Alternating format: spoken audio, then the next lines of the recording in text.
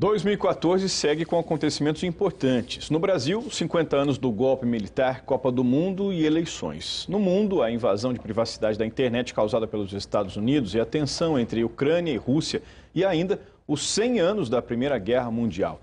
Diante disso tudo, como desenvolver a consciência política nas crianças e adolescentes? Como pais e professores podem trabalhar isso? O psicólogo e educador Marcos Meyer começa o dia aqui conosco para falar sobre o tema. Oi, Marcos, tudo bem? Bom dia. Bom dia. Mais do que fazer exercício de matemática, português, enfim, é preciso exercitar também o senso crítico. É preciso, e é interessante que todas as escolas falam isso no seu discurso. Nós queremos desenvolver nosso aluno a inteligência, a consciência crítica, posicionamento e tal. Mas na prática, pouco se tem feito. Claro que nós temos escolas maravilhosas fazendo um trabalho muito bom.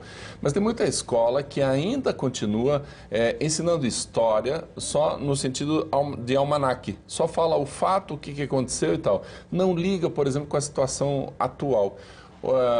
Um efeito disso a gente observa na inexistência, hoje em dia, dos grêmios estudantis. Cadê os grêmios? Por que não funcionam mais? Os que existem só fazem festa. A gente vai organizar uma grande festa e fazem essa propaganda para os alunos, inclusive para serem eleitos, né? Para a chapa ser eleita. Nós vamos fazer uma festa super legal e tal.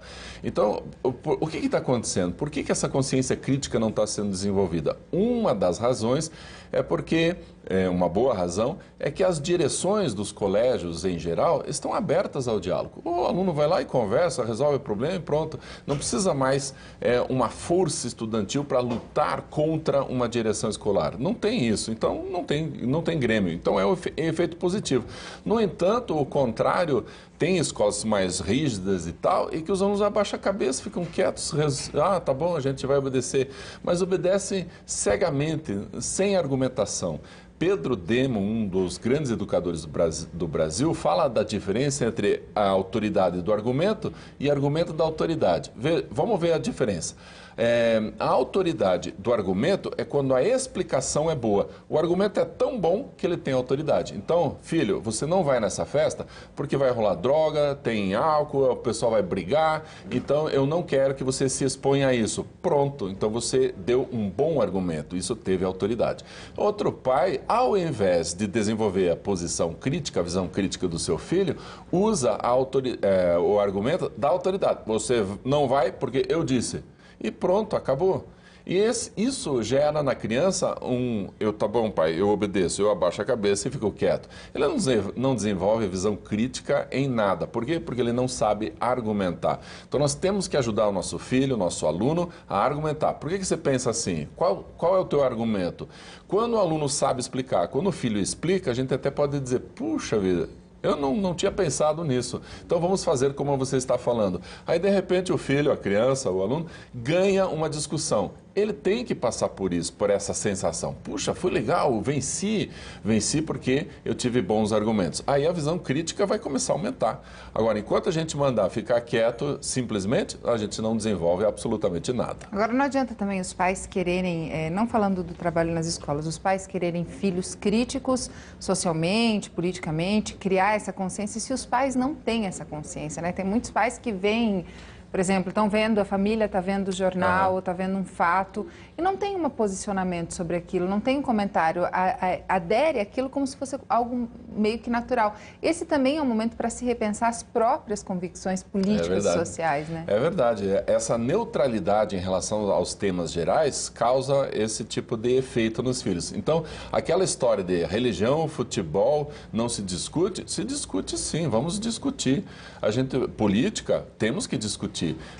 Na Alemanha, os adolescentes fazem grupos de estudo sobre política, não ligados a absolutamente nenhum partido. Eles estudam política. Por quê? Porque depois eles vão cobrar dos seus deputados, da gestão da sua cidade, gestão do seu estado, vão cobrar deles as ações.